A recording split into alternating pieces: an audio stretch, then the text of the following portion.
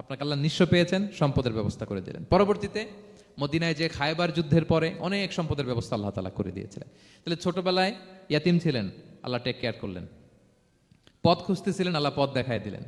আর্থিক সমস্যা ছিল, এটাও আল্লাহ দূর করে দিলেন। এবার আল্লাহ তাআলা বিষ্ণু ঈসা ইসলামকে 3টা ওয়ার্ক প্ল্যান দিবেন, কর্মসূচি। 1 নম্বর কর্মসূচি হচ্ছে আম্মাল ইয়াতীমা ফালা তাকহার, নবী খবরদার এতিমের সাথে কখনো কঠোর আচরণ করবেন না। 1 নম্বর কর্মসূচি, কারণ আপনিই তো এতিম ছিলেন। এতিমের দুঃখ আপনি না বুঝলে বুঝবে কে? এতিমের সাথে কখনো কঠোর হবেন না। আল্লাহর হাবিব সাল্লাল্লাহু আলাইহি ওয়াসাল্লাম কখনো এতিমের সাথে কঠোর হন না। এতিম তো দূর কি বাত, কারোর সাথে তিনি কঠোর হন না। ওনার কাছে চাইলে উনি না বলতে পারতেন না। নো, নাই, দিব না, এটা বলতে জানতেন না। নো ওনার ডিকশনারিতে ছিল না, চাইলেই দিতেন। একবার আল্লাহর হাবিব সাল্লাল্লাহু আলাইহি ওয়াসাল্লামের কাছে একটা জামা। কয়টা? আপনার জামা কয়টা? আমার জামা কয়টা? জুব্বা তখন কয়টা ছিল? মাত্র একটা।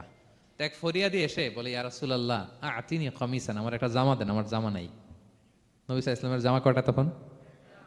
ওনার কাছে চাইলে উনি না বলতে পারতেন, খুলে দিয়ে দিয়েছেন। নাও, এখন ওনার জামা আছে কয়টা? তো জামাও নাই, বেরও হতে পারে না। কি এক মুসিবত! আল্লাহ তাআলা আয়াত নাজিল করলেন, ওয়াল্লাযীনা ইযা আনফাকু লাম ইউসরিফু ওয়া লাম ইয়াকতুরু ওয়া কানা বাইনা যালিকা কাওয়ামা। নবী হে, যারা বিশ্বাসী তারা দানের সময় ভারসাম্য করবে। মানে অনেকগুলো থাকলে আপনার একটা দিতেন, ছিলই যখন একটা, ওইটার হকদার তো ফরিয়াদির চেয়ে আপনি বেশি। এখন যে দিয়ে দিলেন, আপনি পড়বেন কি?